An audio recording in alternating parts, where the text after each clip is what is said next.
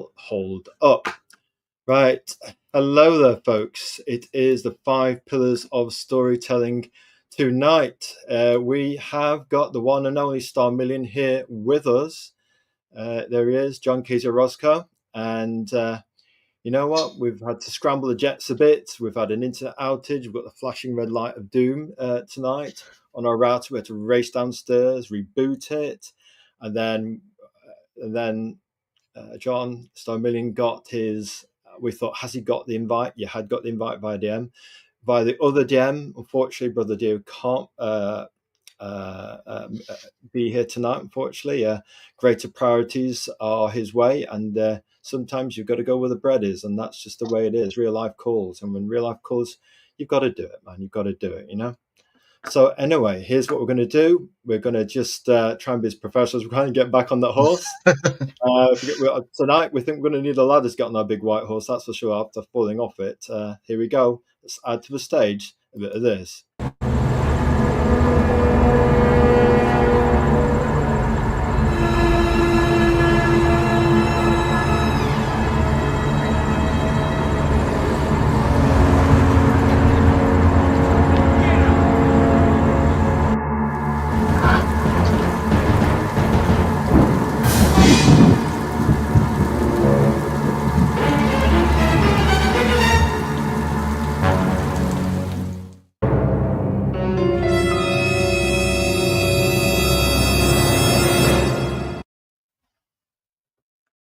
Right then, we love it when we do that. I tell you what, we just love doing promo, I guess.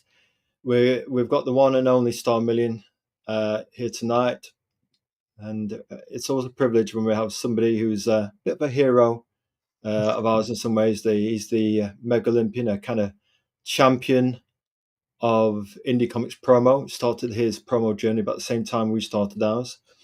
We try and be altruistic and good-natured, and we do this in our free time. We don't get paid for it, you know. John or myself, Kyle, Azrael, and Starmillion, as we're known in this show and in the X community.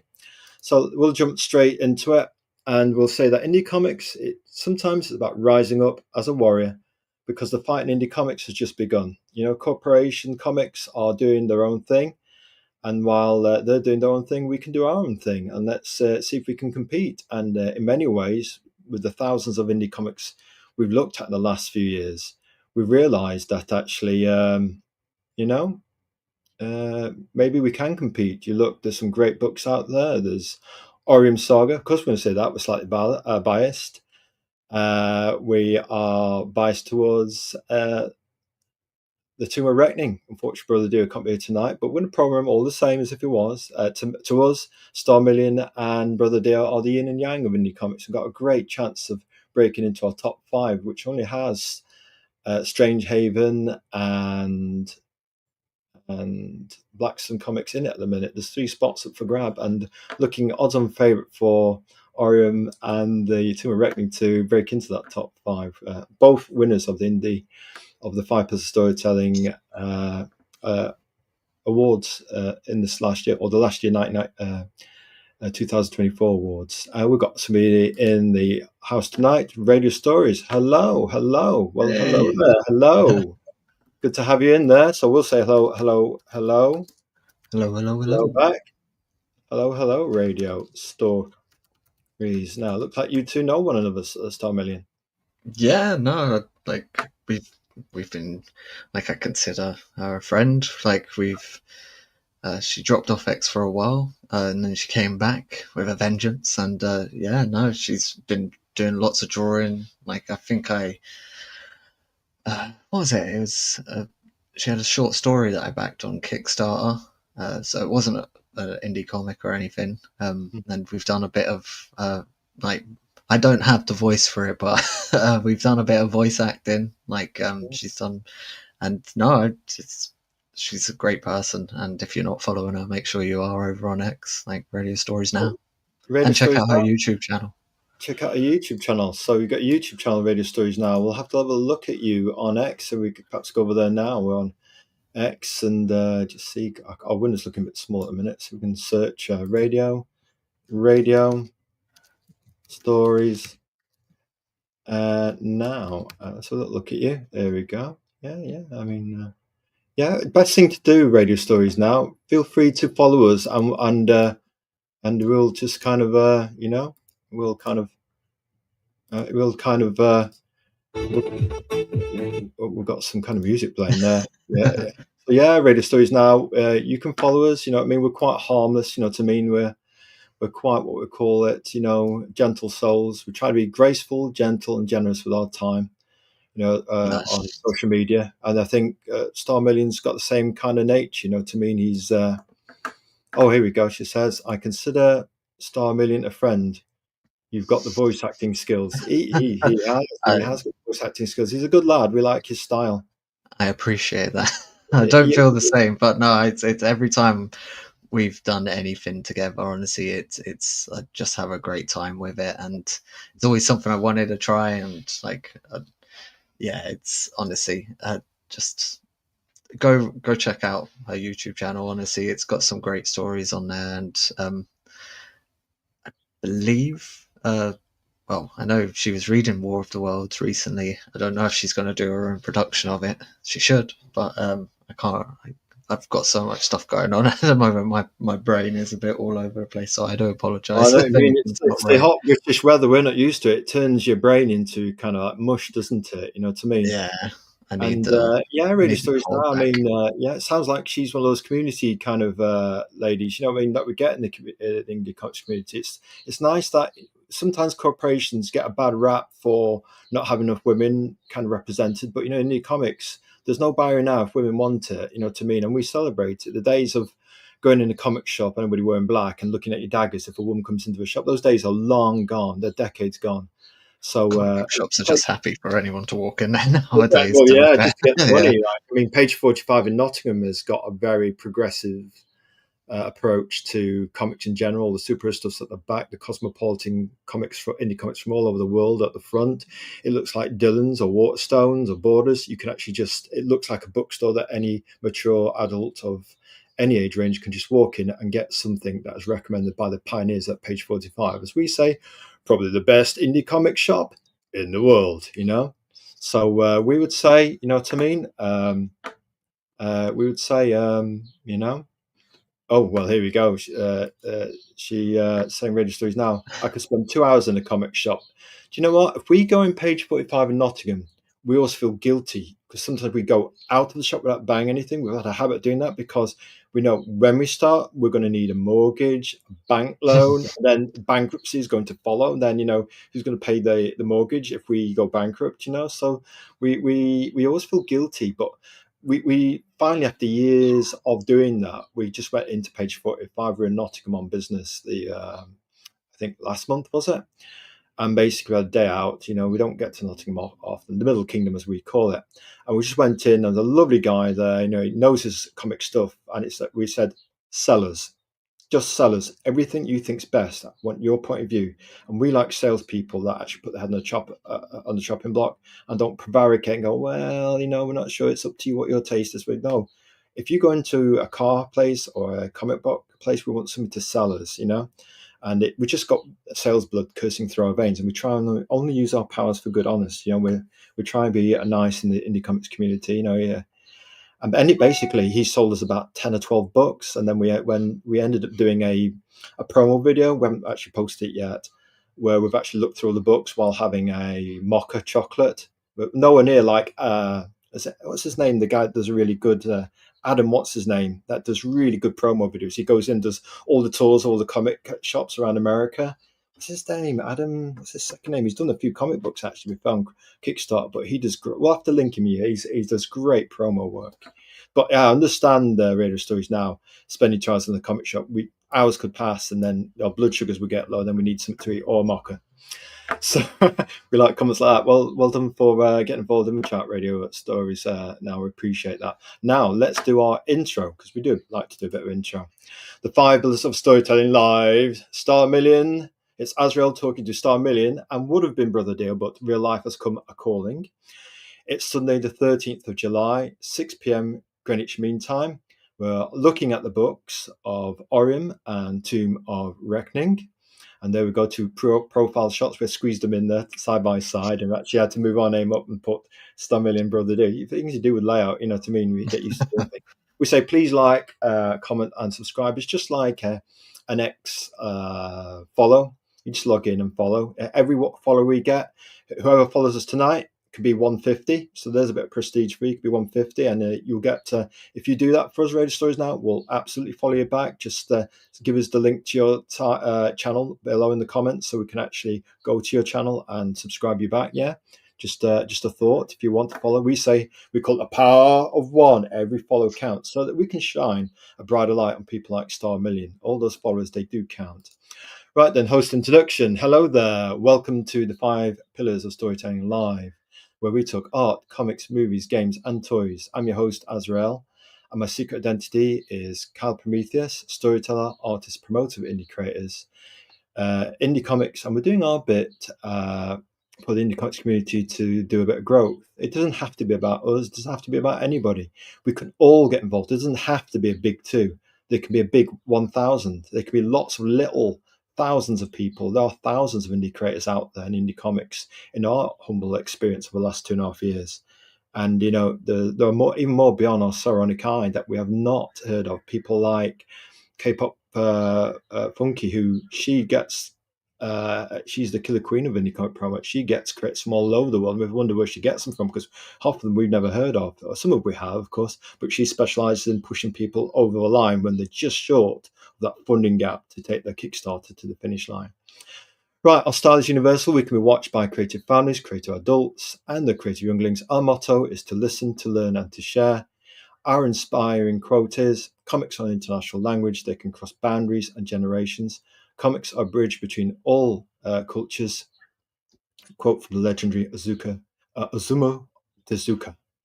We're feeling a mellow mood tonight, so we're not going to ham it up too much. We're going to keep relative charge of our baritone. You never know, it might come out once or twice in the show, but we're feeling quite mellow tonight. Guest introduction, John Casey Orozco and Dio. Pros. Here's it. Starmillion's too nice to say it himself, but we're going to say it for him. Most indie creators are like that. Starmillion at Starmillion88 and Dio, Tomb of Reckoning Comic in bio at Reckoning Comics on X, our favorite social media fuselage, as some call it. Starmillion is the creator of the existential noir Orium Saga. Dio is the creator of 80s Renaissance Werewolf, The Tomb of Reckoning. Both were winners of the 5 Pillars of Storytelling Recognition Awards for 2024. Welcome to the show. And we say they're probably going to be in our top 5 probably by the time these books are launched. We just need to see a bit more evidence. And welcome to the show, the yin and yang of indie comics, Starmillion and Dio. Hello. Hello, yes. Say hello for Dio as well. Yes, hello for Dio as well, bless him. We're with you in spirit, brother Dio. You know, he's working for the man, and sometimes, you know, when we're doing indie comics, it's not a full-time thing yet. You know what I mean? Sometimes you've got to have a job in real life as well as push your project forward. So, you know, you're battling on 2 fronts, like 2 tides, you know? The big 5 questions. We get the feeling Starmillion knows all about that. Maybe can share an anecdote or 2. So we've got the big 5 questions, but because we've already had John and Starmillion and Brother Dio on the show before, we're not going to go in as much depth. And we know that there's a certain real life event that Starmillion's got to get to with him and his family. So we'll kind of keep things at a brisk pace. So we're hopefully done in an hour and a half. And as we say to people, on our first question is always, who are Starmillion and Dio? Well, we would say just in baritone, just this once, we'd be looking forward to this. Tell us about Orium 2 and Tomb of Reckoning 4, please, Starmillion. Yeah, well, Orium 2, it's taken shape. There's been a few setbacks. The artist went on holiday. I'm not going to be like, no, you can't do that. So that's fair enough. And I started a new job a couple of months ago, which obviously slowed things down a little bit. But that's more just as waiting for funds to come back in. But we're back up. We're still set to release this year. Orium 2's, it's a big change from the first one. The first issue was very much like a character story focusing like solely on Robert. It followed him completely. Robert is taking a bit of a backseat in issue 2. Um, I don't usually do this. I put it up on X not so long ago. Obviously, that Orion 2, it's going to be very much Invader of the Body Snatchers slash The Thing, kind of coming at you. It's hopefully going to be, well, a lot more violent, a lot more.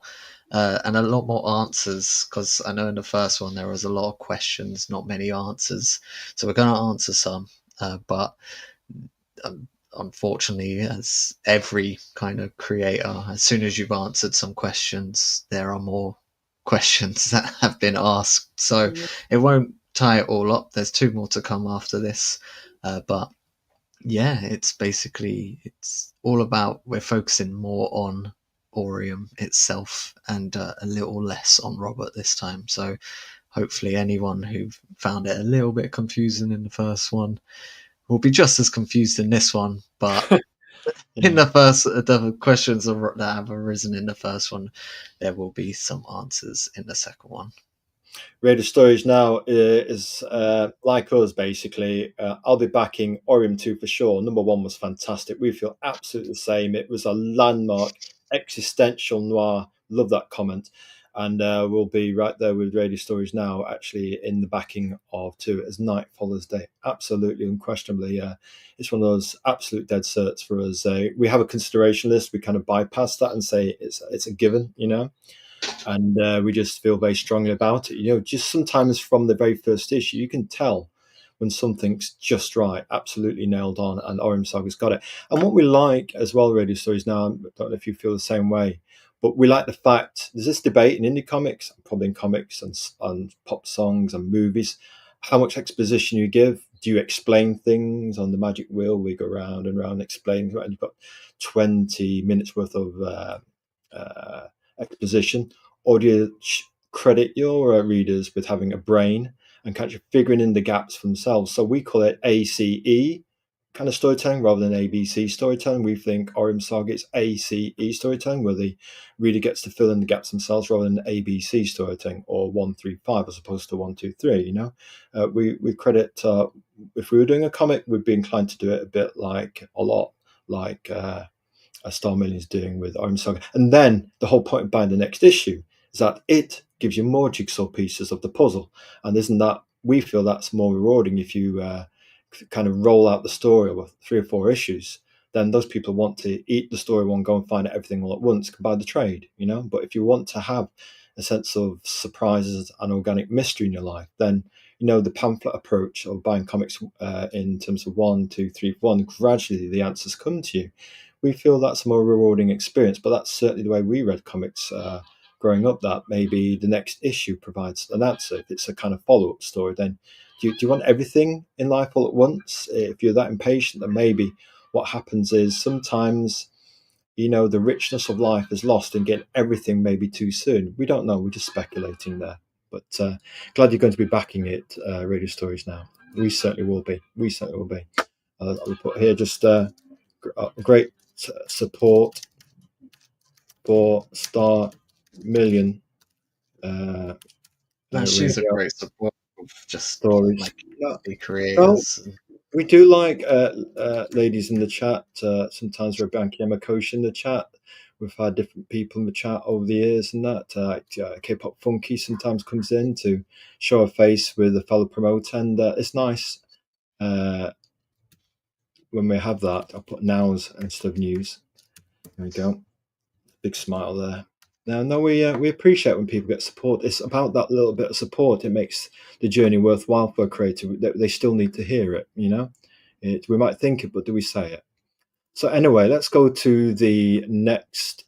Well, actually, for the Tomb of Reckoning, we'll just say it. Brother Dio is a fan of 80s werewolves movies like The Howling.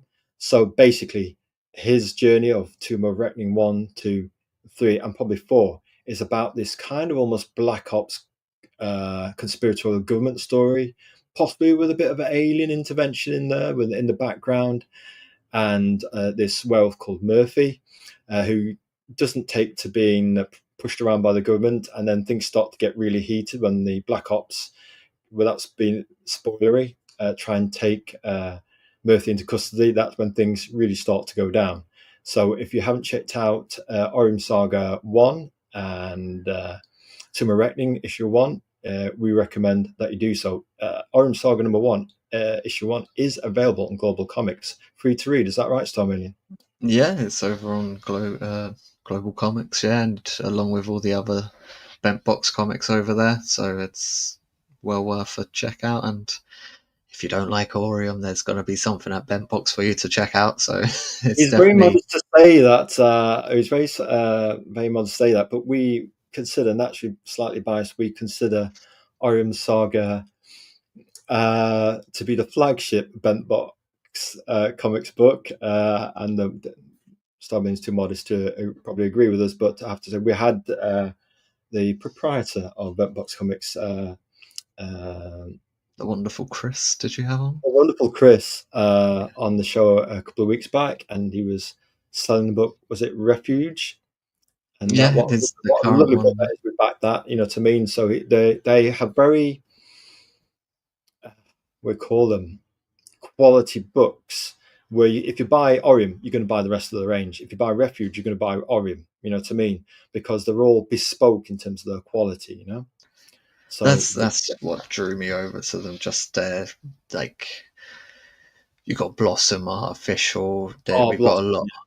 Blossom, Blossom's just beautiful. beautiful, yeah. Oh, like the Artificial was one of the first indie comics that I backed, and it's about Vincent Van Gogh going to the future, and it's Oh, that just, one. We yeah, hammered that on promo terms. Our first time on the Indie Comics promo, about the same time we start together.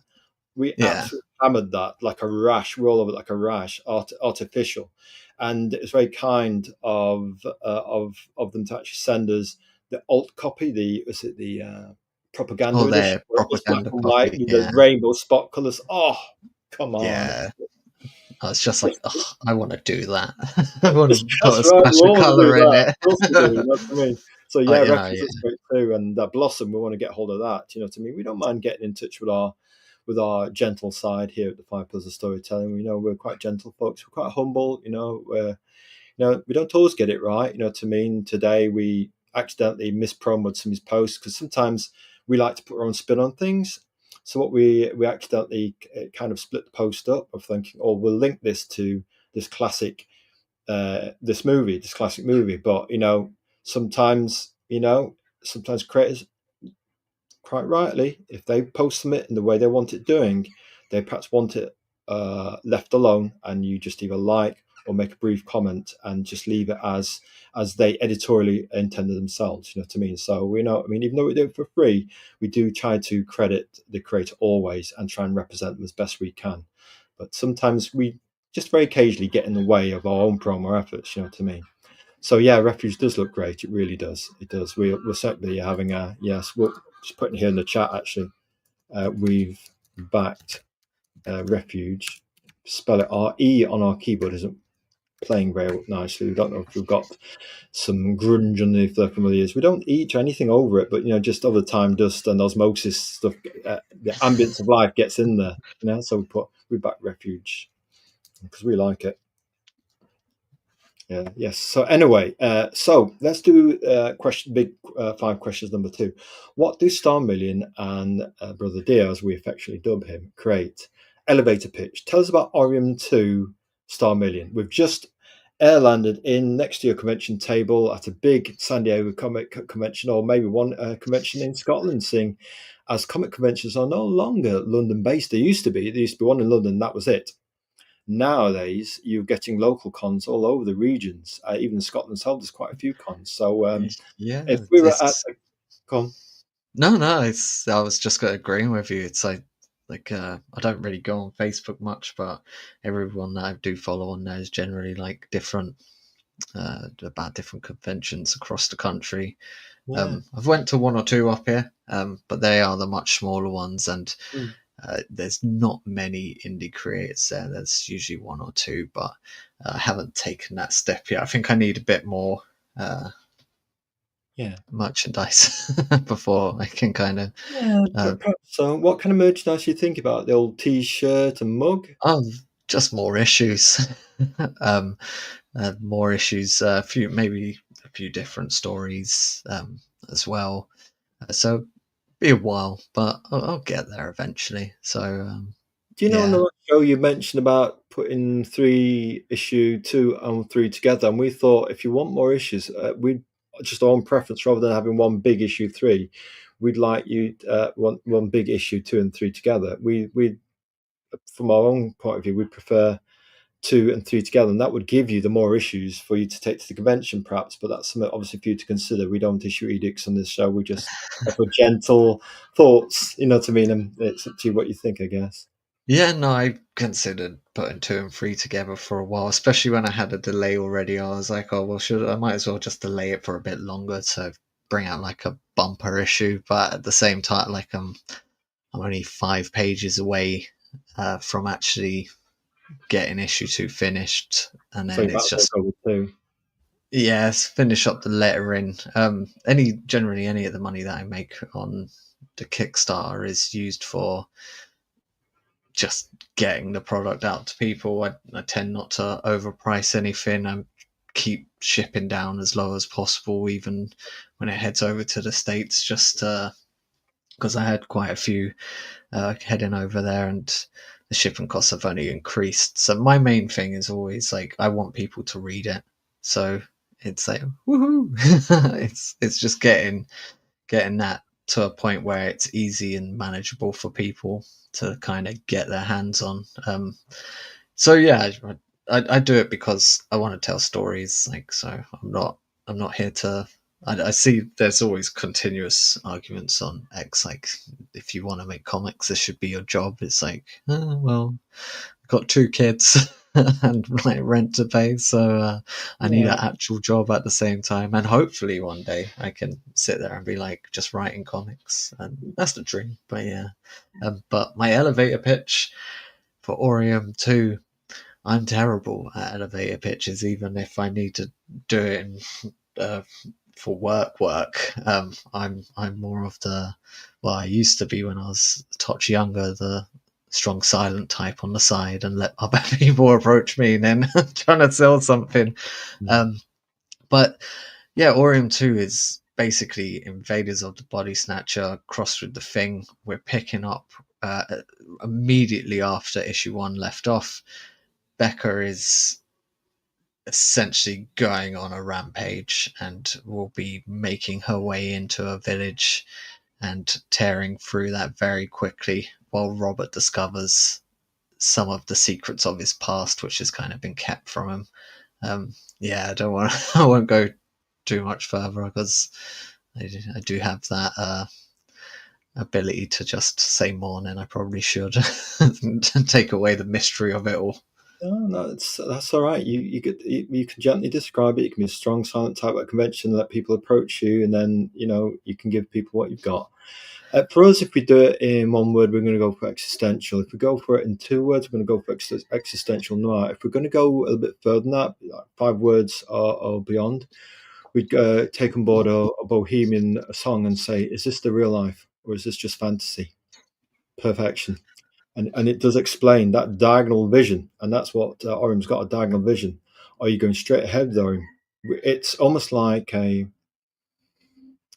Orium Saga. Imagine going into a fun house with all the hall of mirrors, and somebody's turned the lights out, and then smashed all the mirrors, and there's a candlelight somewhere in there, a light flickering in the darkness in the hall of mirrors.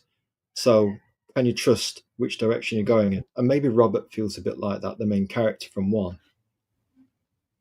Yeah, no, that's a much better elevator pitch than I could have come up with. So, if you don't mind, I'll probably steal that if I ever need it. It's You can take it; it's free of charge. You oh, know, thank you very much. Yeah, two. It wasn't necessarily a criticism from the first one. One of the feedbacks was it's confusing. So I was like, yeah, no, it's kind of meant to be a little bit confusing. It's I was it's probably not as popular as it once was, but like I loved Lost like when it first came out, the TV show Lost. I loved the whole like the WTF, what's going on, like not knowing what's going to happen in the next episode, and then it just takes a turn. Like the second one, there will be stuff like that, but it's a lot more streamlined. But we're seeing a lot more different points of view, so it's been great learning how to kind of juggle like what goes where moving it across. I've actually been reading a lot of older comics to kind of be like getting not tips, but just seeing what the greats have done to kind of Yeah. put stories like that through, and like see what I can, what advice and skills I can take from that. But yeah, it's a lot more streamlined, but there's obviously still a lot of mystery to come. Well, that's it. I mean, so in a sense, your mainstream kind of not equivalent, but in terms of the feel of not knowing what's going on and it being slowly revealed to you, this organic tapestry would be Lost. Yeah. Yeah, I'd lean to Lost, but at the same time, I know J.J. Abrams is a very Marmite Of course. creator, so yeah, I won't lean too heavily in it because yeah, you either love the ending of Lost or you absolutely hate it, or you just didn't fully grasp it. It's one of the three, but yeah, I enjoyed it. I liked the whole mystery. The first couple seasons were phenomenal, where it just like drags you all these different places, and that's what I hope the first issue of Orium has done. And the second one, like you said, with Orium 1, it's 135. This is gonna give you like 269, and I'll take it from there. Yes. Yeah, and it's a journey. It has a start, and that's part of the fun of a creator is seeing where it's going to go. And those people who get you want to see where it goes next, and that's why you've got fans like Radio Stories now, like ourselves. And when we post Orium Saga, the impression numbers, the eyeballs, don't lie. So sooner or later that will turn into business, and if you can merchandise it with t-shirts and mugs, and think about what stuff, maybe 5 bits of merchandise to create those. If you've got your back issues, that's one revenue stream. You've got your latest issue, that's another revenue stream. If you've got 5 bits of merch, those are 7 revenue streams, which will perhaps at the very least maybe enable you to go quarterly with it. Maybe whereby you can create maybe the target, short-term target would be, as it was for Dave Simon Gerhard with the Cerberus, which was 300 Yeah, issues as an independent comic, and he was lucky because he got an artist he did the cartoons, and the characters, but the background artist Gerhard, he did the background, so that's a big time saver. So they could crank it swiftly from quarterly to bi-monthly, and then from bi-monthly to monthly. Yes, but whether they had a life at all when they were doing it monthly, whether there's wife and 2 kids, is another question. You know what I mean? Sometimes the sacrifice of art and comics can be all consuming. Oh, here we go. We've got John Long in the chat tonight. Hey, John hey, Long saying, "What's up, Starmillion?" what's up, John Long? You had John Long on here, didn't you? Yeah, Yeah. he's the welcome, John, in the chat. He was actually that we had the chat rocking that night. He was the first time on the show. You wouldn't think he was the first time on any show, and he's got the most viewed creator chat that we've had on the show ever, around about Oh, lovely. 170.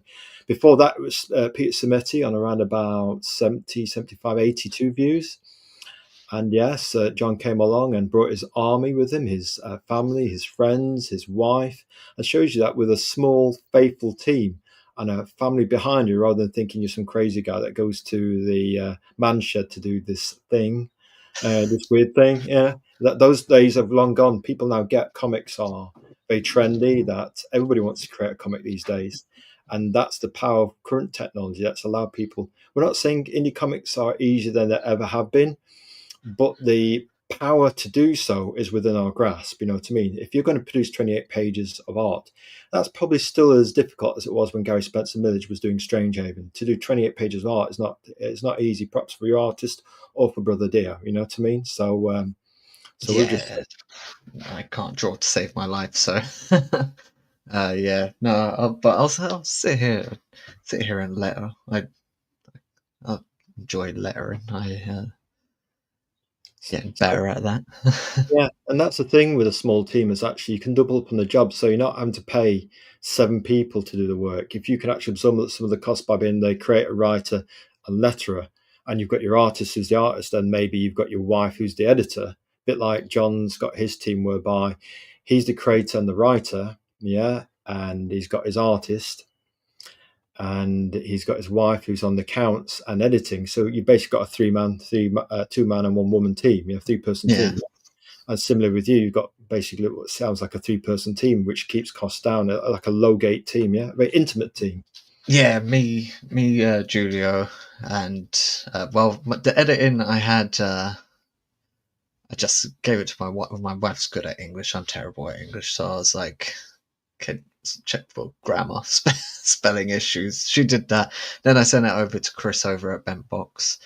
He was just to see how the flow went. He had some great points, so tweaked it a little bit, and then I just sent it to a friend of mine who I know enjoys comics, and I was like, just have a kind of look at this, and he put, because before I brought it out, I had kind of asterisked all the swearing that was in it and kind of hid it all. And he was just like, "Look, just say it. Like you've got some guy getting his head cut off in this. Like swear."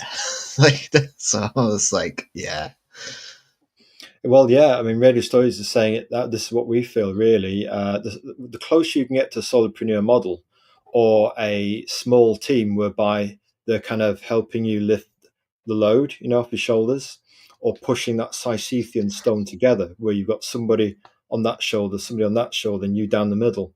The 3 man or 3 person teams seem to be a good way forwards for indie comics. We would humbly say yes, and it seems to bear that out with Starmillion and his team, and John Long and his team with his wife. And we often highlight this. Actually, we've got Brother Dio, whose wife is on the colouring, Jewel. Yeah, so we'll talk about Dio's comic in a moment. We've got an elevator pitch just for him.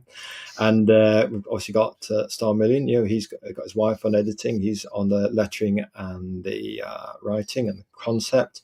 And obviously, he's got his artist Julio on the art. And the art in Orium is something else. So we agree with Radio Stories now. Small teams are the best. We're just going to put in the chat. We agree. We try to keep practicing uh, our touch typing while going live. We can touch type, but trying to do that and do a show at the same time is, we're just gonna put we agree. You know what I mean? We'll get faster. It's one day. We're still early days. We're nearly at 40 shows, but we're still early days. Right, Brother Dio, his elevator pitch is as simple as this: werewolves. 2 words, 80s horror. We would say if we're going to go above 2 words, we're going to go for 80s Renaissance werewolf movies in indie comics. So you're looking at American Werewolf in London, you're looking at The Howling, of course. And then you've got a bit of X-Files in there with like the kind of government conspiracies, black ops kind of aspect to it all as well. So if you like basically target audience, we just go werewolves. That's your target audience, you know what I mean? And if you like a bit of X Files as well, a bit of mystery to it about where's this thing going, rather than people just having their head removed from their shoulders, then there's a bit of extra finesse and intrigue with what Brother Dio is doing, And he's got a small team. He's got him on art. He's got his wife Jewel on coloring, which is sublime. So they're quite a small select team, and he does have a separate artist who does the covers actually, which is quite unusual. Which actually caught our attention first. Then we looked at the interior art, thought, wow, the interior art is, we don't want to be competitive and say even better, but let's just say we took to Dio's art. Just, it's got the flow. Right, so tell us more about 2 and 4. Well, let's just do that. Let's have a little look. We've got previews here. Keep an eye on the time. Previews of Orium 2 and To a Reckoning 4. What we've done, we view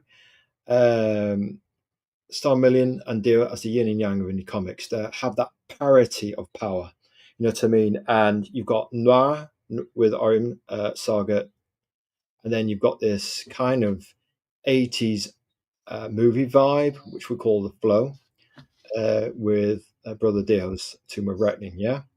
So we've got previews of Orium 2 and Tomb of Reckoning. We're kind of previewing 1, 2, 3, and some from 4, just so people can get a recap because he's not here to explain it. We thought we'd recap Dio's work and then show you something from Tomb of Reckoning 4, right? And how we feel they're united is they've both got, shall I say, a sense of mystery and intrigue about them, and it's organic storytelling that unfolds. Yeah.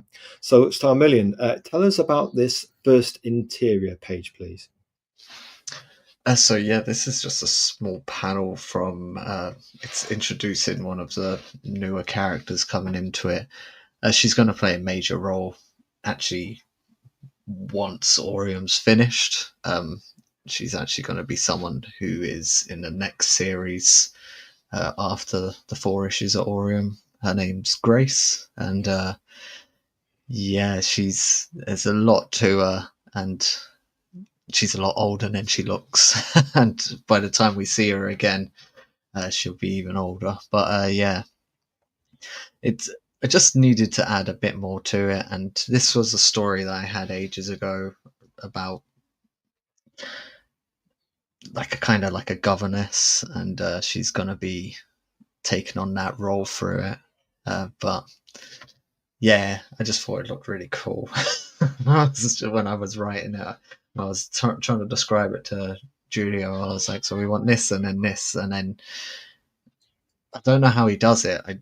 I tell him what I want, and he draws it like perfectly every It's like time. you So can read into your mind, you know what I mean? yeah, and it's like when I read what I've sent him, I'm like I understand that, but he clearly does as well. He's got that Um, kind of synaptic bridge to your inner cortex. You know what I mean? My essentially, mind is your mind, like Spock, a Vulcan mind meld or something. so yeah, this is her actually trying to communicate with Orium.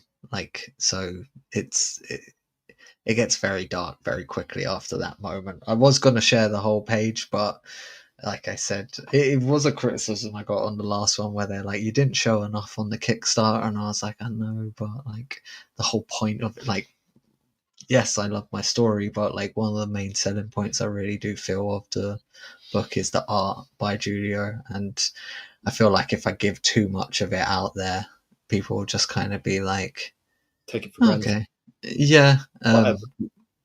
Where I feel like when you actually read it and you see it, like it comes together a lot better. So I'll keep doing things my way, but it's just the We'd way say it follow is. your instincts, John, at Star Million. We'd say you've got it pitch perfect. You know what I mean?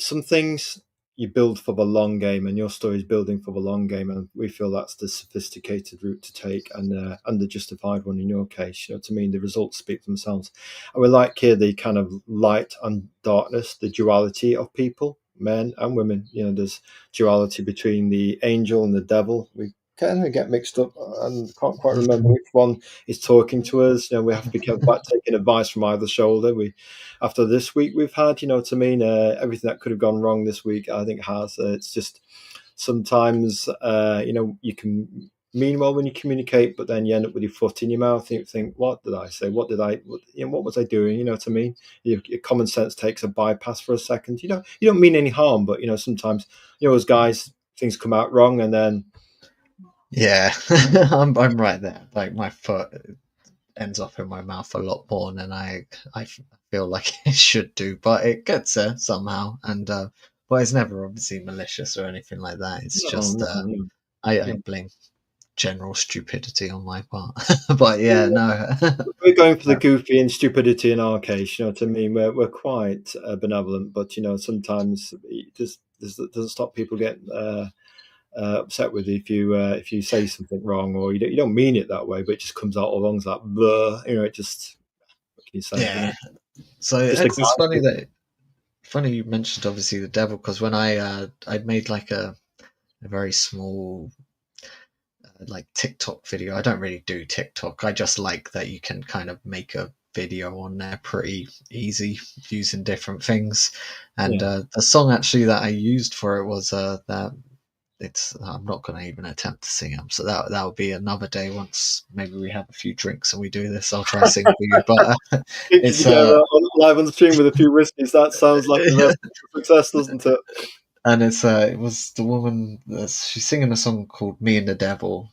That's It's right. got yeah, and that was like wow, that really fits. So Yeah, yeah, no, it's getting there. I'm enjoying it, and yeah, I'm just looking forward to showing it off to people once it's done. The same I did with the first one. yeah. Tell you what, here we've got the Tomb of Reckoning. This is a preview from issue 1. And what we like, we defined Brother Dio's art as the flow. And basically, you know, when you pick somebody up in a car, then you have to be very careful who you're picking up, right? You know, it could be anybody. You know, like the Hitchhiker movie from the 80s with Rutger Hauer in it. If you've never seen that one, that's a classic. And you know, you've got these two mischievous people. You look thinking, right, maybe the person that's been picked up will be the innocent, and maybe these guys are malintentioned, or it could be the other way around. You don't know, and that's the beauty of this slow wind up that Brother Deer's got. And you know, there's something that augurs well here. You know, there's something on the road, and the ravens are after it, roadkill, and then obviously they're speeding through the ravens, trying to put them to bed, and they're just looking behind themselves, and that kind of augurs well for what's coming up next. The whole sense of roadkill and a fast-moving car. Now, preview number 2, we've got here a sense of the black ops and a secret base, perhaps. What's happening here, Starmillion, on preview number 2? That's obviously anyone who's read number 1. Robert's kind of just left in the middle of a desert, and now he's kind of been taken somewhere else. But again, they're just snippets of even pages. It goes obviously a lot deeper, but I'm trying to keep as much hidden as I can. This is going to start unraveling kind of like Robert's backstory a lot more. You saw bits of it in the first one where it was like, okay, so there's something to do with his parents here. Like he's obviously had an unfortunate incident with that, and it's just gonna kind of open up and explore some of the family ties to like Orium, essentially.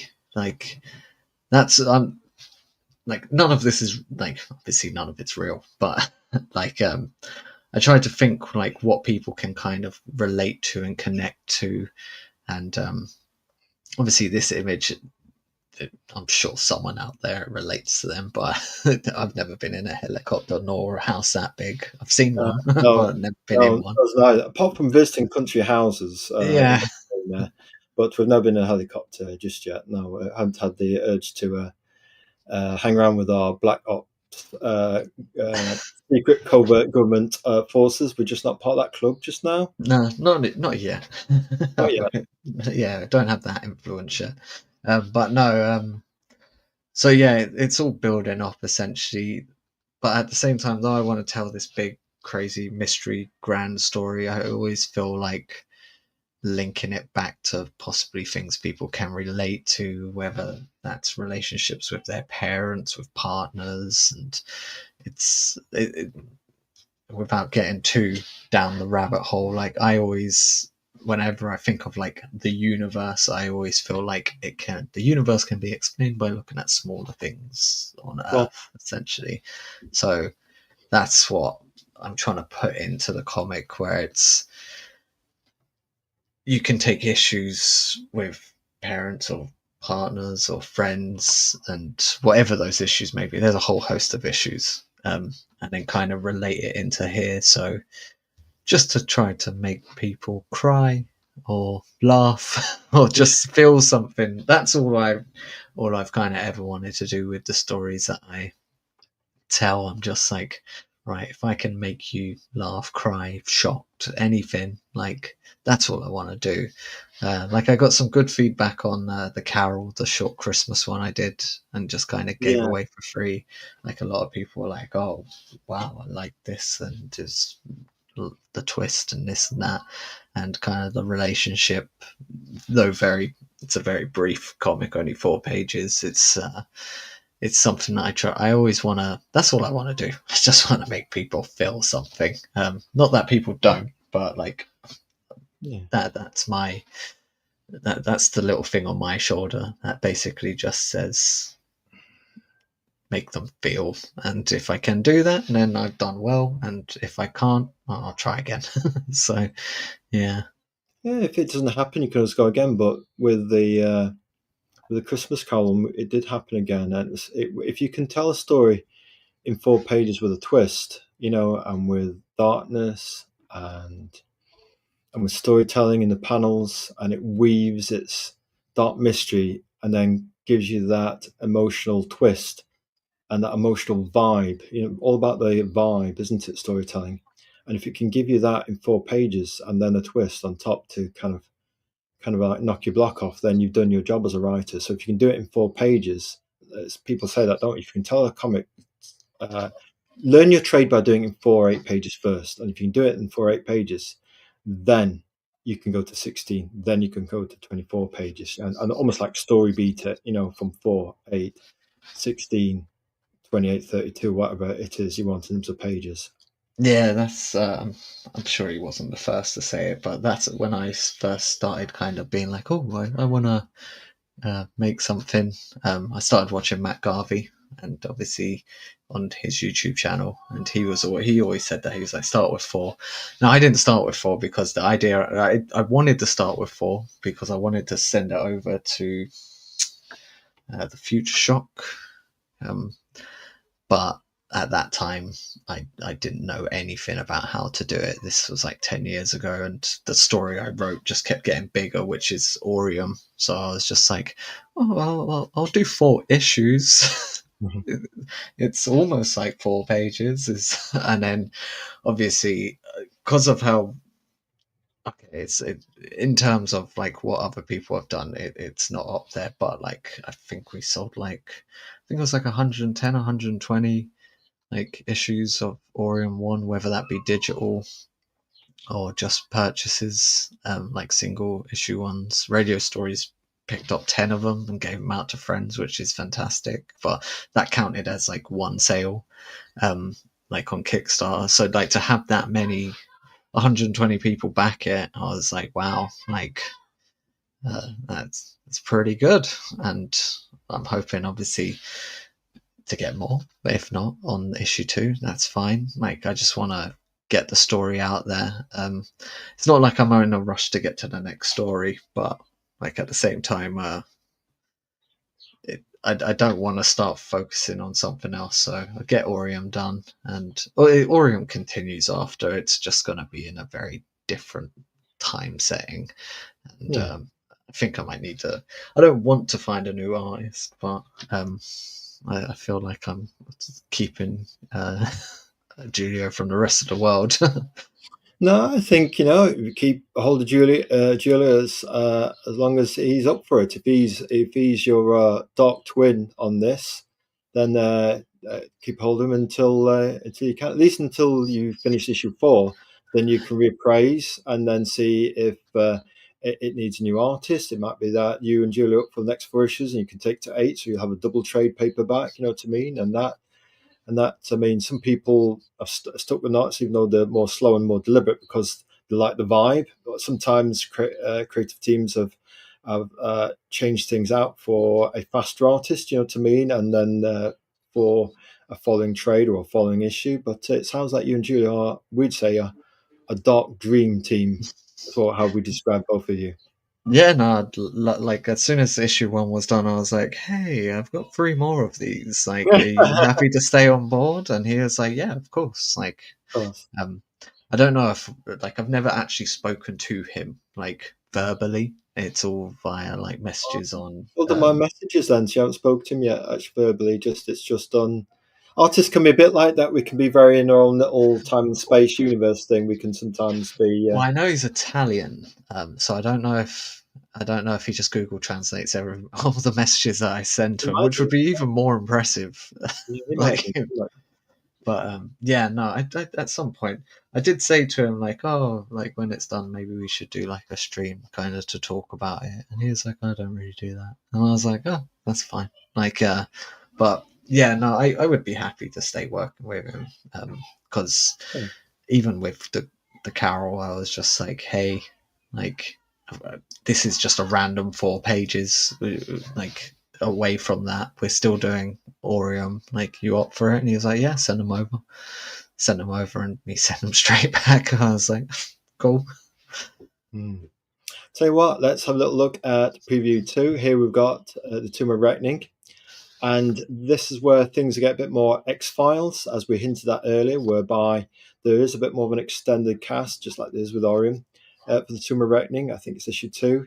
And basically, here's a kind of like a potential friend for Murphy the werewolf and the part of the extended cast. And this moment where potentially, well, we won't give anything away, but something more of an alien element comes out of nowhere to rescue this lady. And you're out in those famous American crop fields, where you just end up wandering around and strange things can happen, just like it did in the X-Files.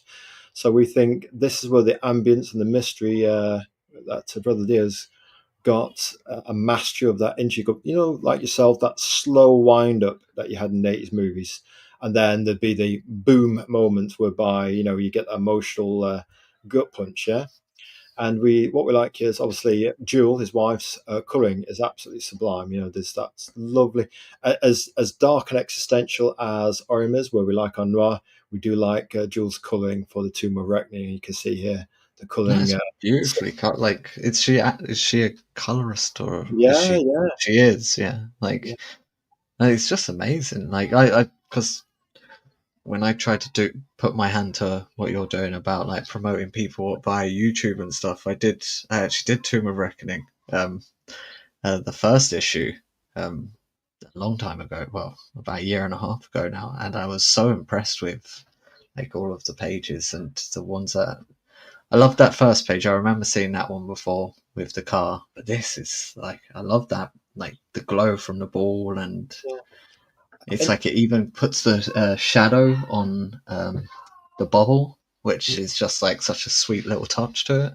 I think you can always tell feminine energy when it's evident in whether it's comic promotion or on the podcasts or in art or in colour. They've got their own feminine energy that manifests in its way, just like masculine creative energy manifests in its way. And it's nice to see the masculine energy of Dio and the feminine energy of Jewel, his wife, manifesting together as a team. And husband and wife teams, or boyfriend and girlfriend teams in indie comics is something that to me sings, and that's something we do occasionally. We don't generally do personal on the show, but where people want to talk about it or we bring it up, you can see the fighting side by side to not only obviously get the work to survive as a family in real life, but also to actually pursue their indie comic dream, trying to get it to at least a level footing, and then maybe one day full time. Oh no, it's like to have a partner to pull the ship along with you. Like, yeah, like that's no diss to my wife. Obviously, love my wife. Yeah, if she's watching. But yeah, it's just But at least yeah, she's no, helping you it's on the editing, yes. All part. yes, yeah. Oh, with the grammar and spelling, definitely. She's Every right. It's good that she's in there with you. She understands your dream, yeah, and is sympathetic towards it, yeah, and supportive, yeah. Right then, tell us about this one. This is a third Orion 2 preview. Tell us about it, please, Starmillion. Well, I should have cropped it better, I think, firstly, before I sent it over to you, so apologies for that. Um, Obviously, this is, what's this? I think it's page 8.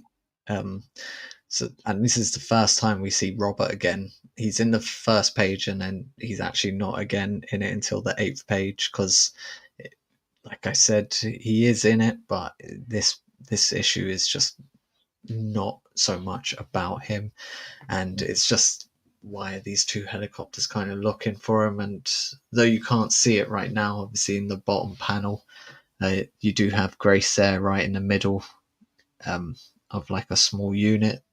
Even those six guys, they're gonna be, they're actually like the kind of like the final pages that I'm working on now is what's about to happen to them.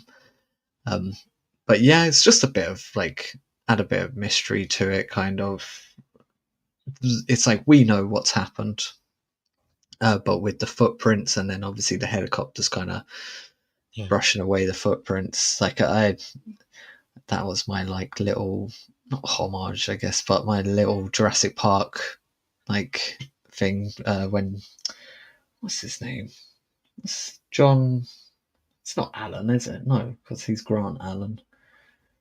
Who's the guy that creates Jurassic Park? Um, Steven Spielberg. well, yeah, that guy, the one that Richard Attenborough plays. Oh, But yeah, he turns up in a helicopter when they're doing the dinosaur dig, and obviously all the dust kind of starts blowing over all the bones and stuff, and they're like, "Oh, they're gonna ruin the dig." And I was always wanted to kind of do that, so there's obviously the footprints disappear, so they don't know what direction the person's went in. so you can But use. it's, Go on. no, it's just that, just a tangent about how I love Jurassic Park. The first one, it was the first film I saw in the cinema, so it was yeah, definitely a little homage to that there. But obviously, Go on. it was how can I introduce these people into the comic, and can't say anything like two cool helicopters turning up when people with guns. I'm like, yeah, okay, this is a intro. That's going to get people's attention, isn't it? To me, a bit of action. To me, just to break up the more thoughtful moments. Yeah.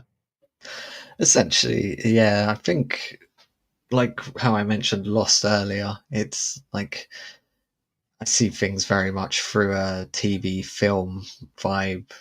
Um, like I love comics, I always have, always will. But like when I'm doing it in my head, I'm like, I could see this in a TV show or a film where it's like we've cut from a scene and then you go straight to the helicopters are turning up kind of thing. It's and So it turns things up a notch, doesn't it, drama wise?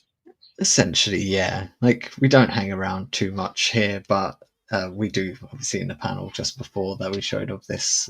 Those helicopters were returning somewhere, so it all leads to something. Yeah, that something serious going down when the copters turn up and the Black Ops project are, shall we say, taking over, taking charge, and it looks like Robert's having a bad day, to put it bluntly. Now, here, Tomb of Reckoning, this will be a preview from issue 3. You can see the extended cast again and Dio's flow storytelling. Basically, you've got the phone ringing, somebody's in bed, things are going down. It looks like Murphy's in trouble, and he wants to perhaps go to a safe house.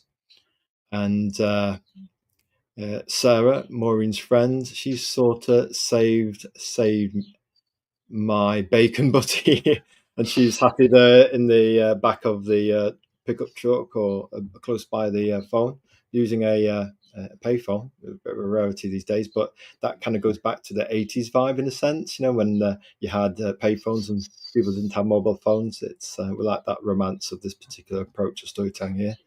And just with a cheeky smile, she's obviously bonded with this guy, and through the excitement and the mystery, intrigue of Tomb of Reckoning 3. And I have to say, love the artwork. And again, Jewel on the colouring knows exactly what this scene needs, just like she knew in the cornfield what the last scene needed. So very impressive, Jewel. A shout out to you and Brother Dio, who we know is working very hard today, to me. And sometimes we have to, yes, even on Sundays, to actually fund that dream of Tomb of Reckoning or Orion. Yes, Brother Dio, we are thinking about you. Shout out to you and Jewel and your youngling. I think it was her name Charlotte. Yeah, yeah. And they've got another baby on the that's just been introduced as of the last stream we recall. So I wonder if she's toddling right now. So let's go to the next slide. This is preview 4. Tell us about this one, Starmillion. Yeah, this is me just being like, right, how can I kind of freak people out? What's scarier than a little girl covered in blood smirking at you? I've never met a little girl smirking at me covered in blood, to be fair, but it always kind of I thought would be a chilling thing to see. Like I mentioned at the start, with it kind of being with Invasion of the Body Snatchers, like there isn't a point where I'm gonna have. I'm having a terrible day with names. No, Not no, we all Kiefer have it. It must be the Sutherland. brain. It must be the weather turning our brain it, to mud. It is quite it is hot. absolutely whoever, yeah.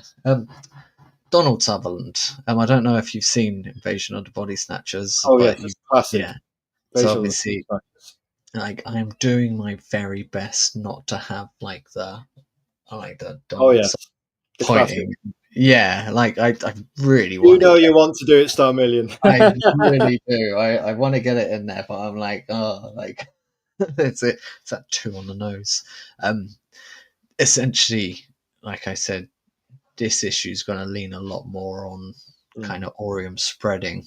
Um, it was very much self-contained within Robert in the last one, with it eventually kind of breaking out into Becca, and from this point on, it's kind of getting out to the rest of starting to get out there, and obviously all they want to do is spread. Orium just wants to spread itself more and more, and it like I was very clear with Julio. It's like I just wanted it to be like a single drop of blood. That's all it needs to essentially like uh, not assimilate. Assimilate's not the right word, but kind of take control of you, and it kind of it reproduces in your blood and kind of just takes you over, and before you know it, like you're just another part of Orium, even though you're in a different body. And yeah. that's what this issue's gonna be. This issue is just some answers from the first one, but just a lot of violence and spreading of. Almost assimilated into a greater Borg-like entity. You know, you can be assimilated in a sense. Yeah, essentially, like Orium's gonna act as like a hive mind, essentially, and well, Orium is like that's the whole kind of premise of it. It is one giant hive mind that wants to kind of get out there and needs to get something which will be revealed, and will Orium reach that point?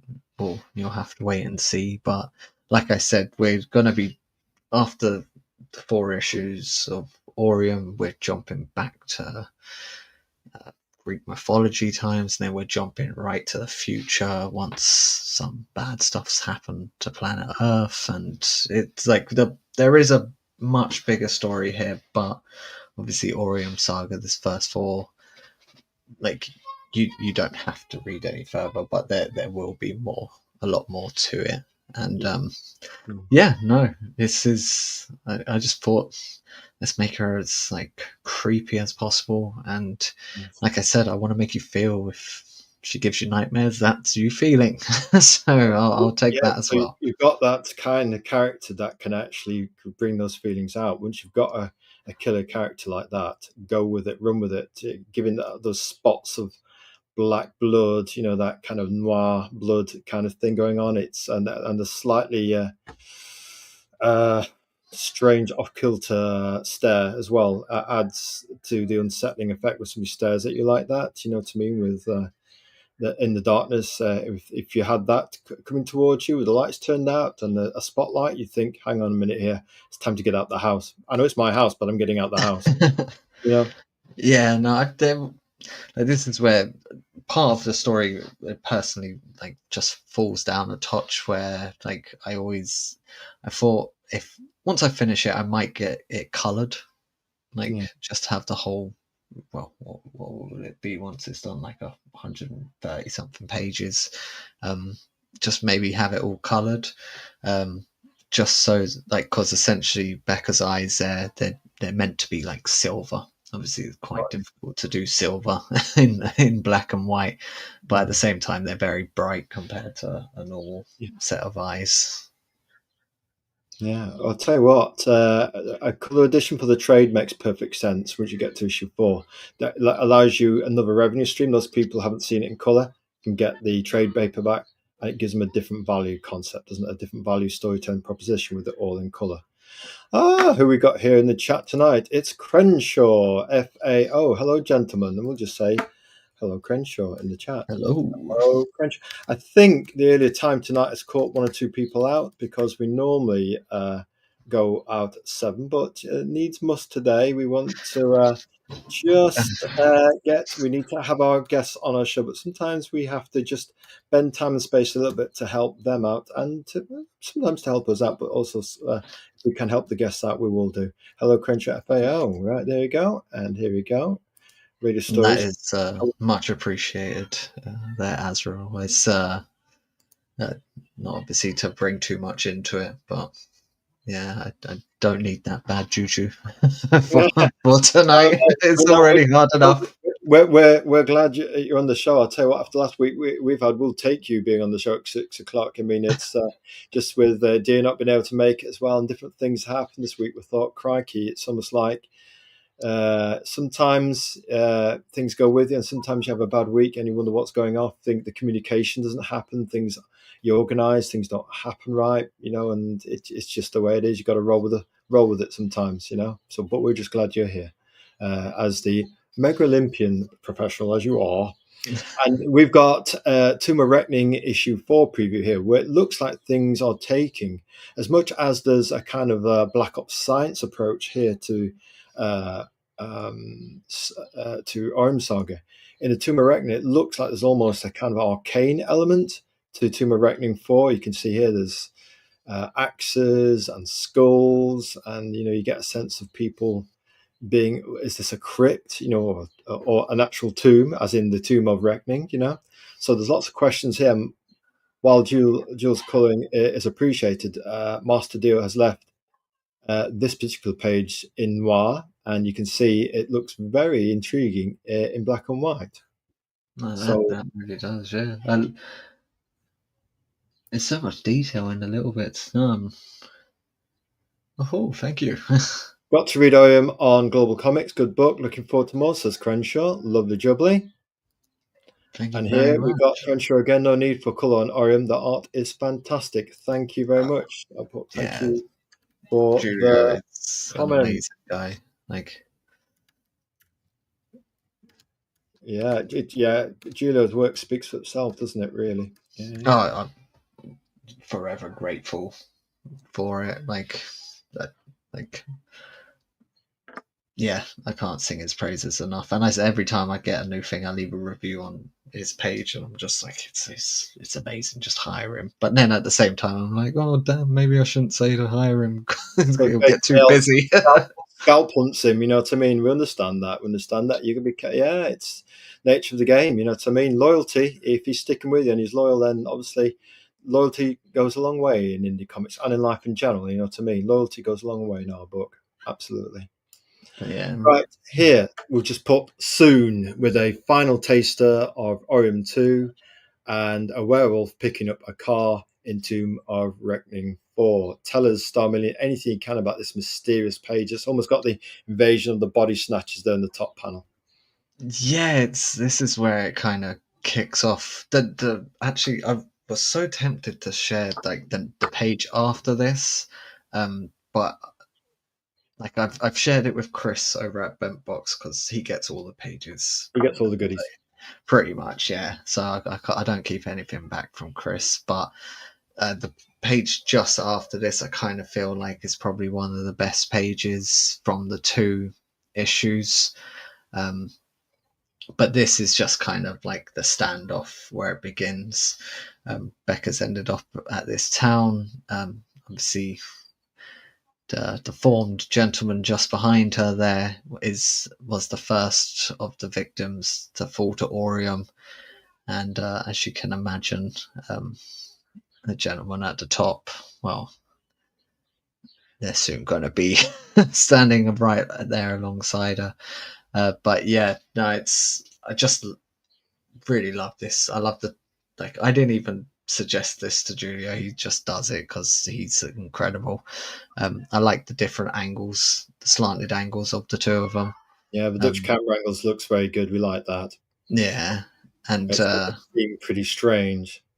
then obviously the bottom one's just to kind of let you know something's about to go down, which it does. And but yeah, no, like I said, issue two, there will be answers, but More it's questions. yeah, I always found it hard because it's this middle issue, so it's like I want you to come back, so we need action, and there's going to be a lot of it. Yeah. Well, I'll tell you what, you talk about it kicking off there in RM2. There will be answers, but perhaps more questions. You can see here in Tomb of Reckoning 4, is this? Uh, we'll have to have another look at our back issues. Our problem with indie comics is that because we're so limited in time in terms of promoting everybody, we read all indie books that we back piecemeal, like a box of chocolates. So we get to read a bit of issue 1, issue 2, issue 3, issue 4, and then gradually we move into them like lava flow. And so we get to have a somewhat rich experience by taking it slowly, because if we read it all in one go, then the next one might not come out for 3 months or 6 months. So we actually slow our reading down of indie comics right down. Yeah. So we don't always consume all the indie comics we buy all in one go. We try to actually read them one bit at a time, sometimes excruciatingly slow.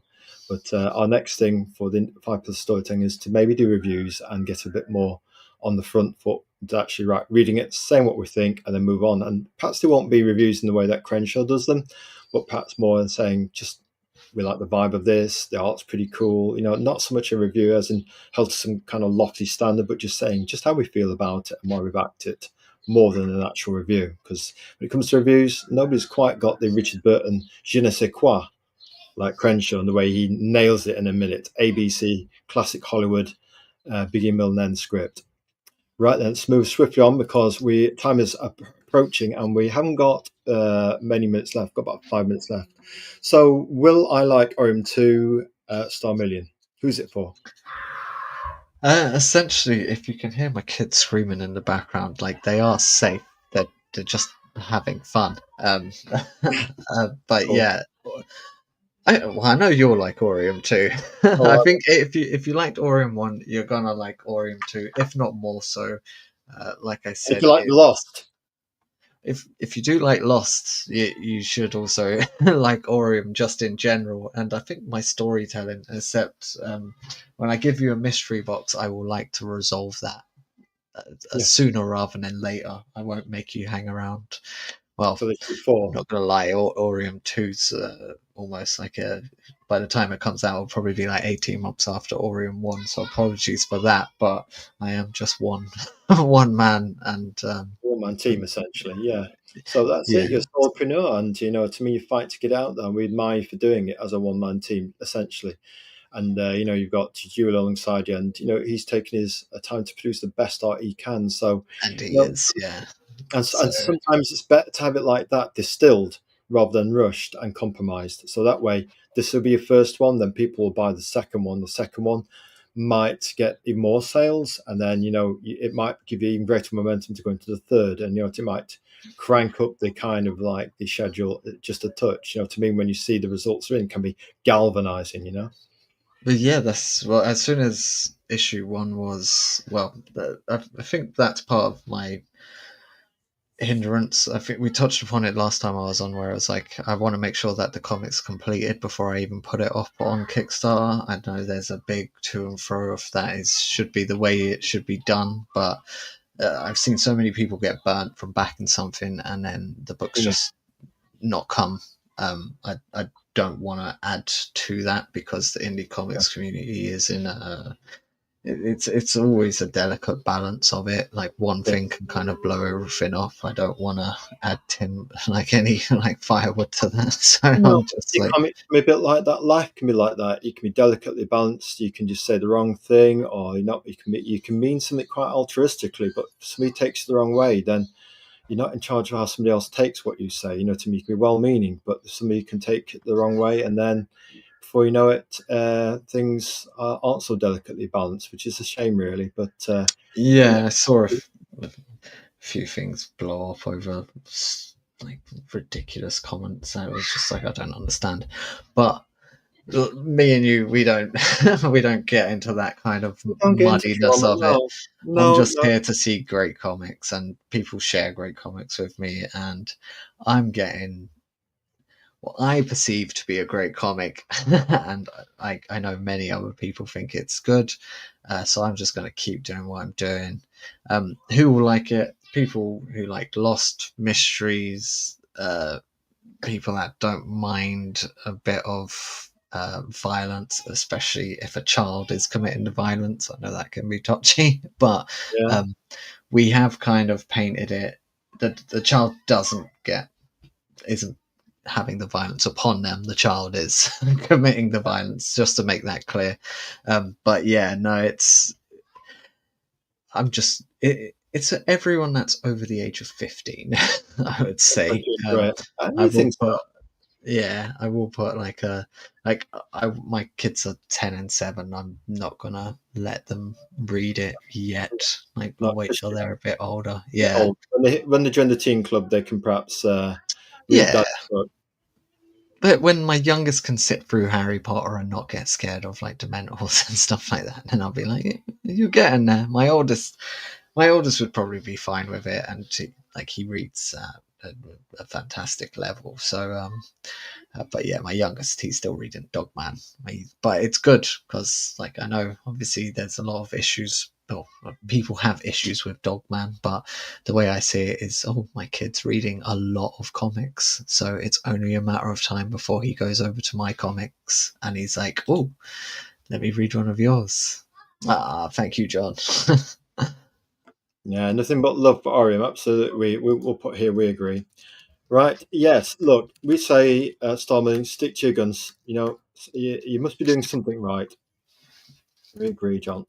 And to me, the response when we post promos for it speaks for itself. And as for Tomb of Reckoning 4, we say, here's who's it for: werewolves. Fans of werewolves, werewolves. Howling, it's for fans of Howling. For American Werewolf in London, yes. Fans of 80s horror movies, absolutely. We'd say, if you like that sort of stuff, then Dio's Flow and Tomb of Reckoning 4, get issues 1, 2, and 3, and get yourself ready for Tomb of Reckoning 4. And a shout out again to Brother Dio, who's working hard today. And we miss you today, brother. But don't worry, we're going to fly the flag for you. Just the same, our promise in the 5 Pillars of Storytelling is, even if our guests get called away, we'll promo them. And sometimes they've had to go with the money, you know what I mean, at a convention and stuff like that. And we've promoted them in their absence for the whole show and had the support of a chat for us in doing that. So we like to go above and beyond the Call of Duty in our sense of our benevolence, if some people call it that. You know, trailer. This one's not going to take long, but it was going to be for Orium. And if you want to see the Tomb of Reckoning promo trailer, we recommend you go to the 5 Pillars of Storytelling because time's a bit short. We're all going to do Star Millions. Here we go. We're going to press play.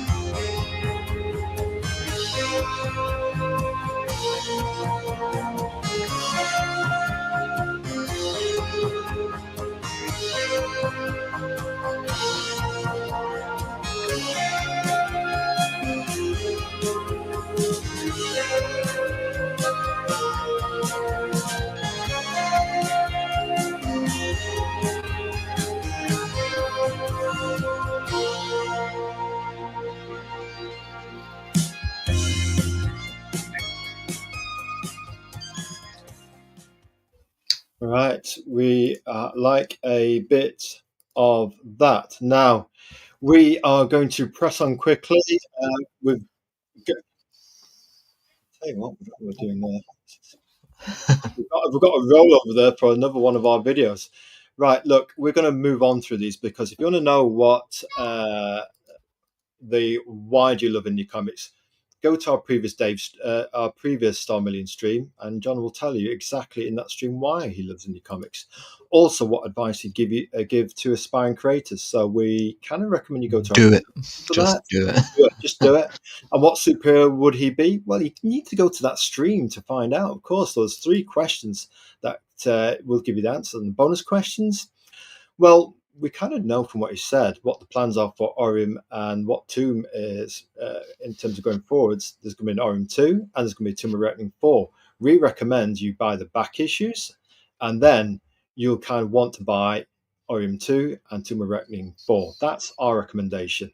Yes, because they do have a future as the yin and yang of indie comics. Favorite Pizza, gotta watch that stream, folks, and you'll find out all about what Brother Dio did to our reconnaissance team that tried to find out some information from his Murphy werewolf, who was on guard duty that night. We tried to find out about his background on his comic. And here we go. I need to move on. And where can they find out more info about Orium Saga, Starmillion? Yeah, come over. I'm on X most of all. But yeah, Crenshaw, drop me a DM on X, and I'll get one over to you. That's absolutely fine, man. Like, yeah, every time they order some more copies to be made on the Bent Box website, it always gets sold out. So it's They doing get sold well. out. So that But should yeah, tell you what the demand is for your comic, and that augurs well for issue 2 and beyond. yeah, no, and yeah, honestly, just drop me a message on X. I'm not gonna lie, it over the next 3 hours, I probably won't be that active. Just got some priorities that I gotta Real cross my life fingers for. priorities, and that's what life's about. Real life priorities. Some things are even more important than indie comics. Yeah, Right then, a with that, millionaire. we are a few minutes or 5 minutes over. We're just going to That's all say right. thank you very much for being the Mega Olympian Champion Pro that you are. Thank you to everybody who turned up in chat to support us an hour earlier because it's not our usual 7 o'clock. So a few might have missed out on us because of that. And we say thank you very much, Star Million. You enjoy your real life priorities and have fun. And we will just play our outro music now. And thank you for listening. Thank you for coming along. Appreciate it. Bye, everyone. Thank you. Thank you.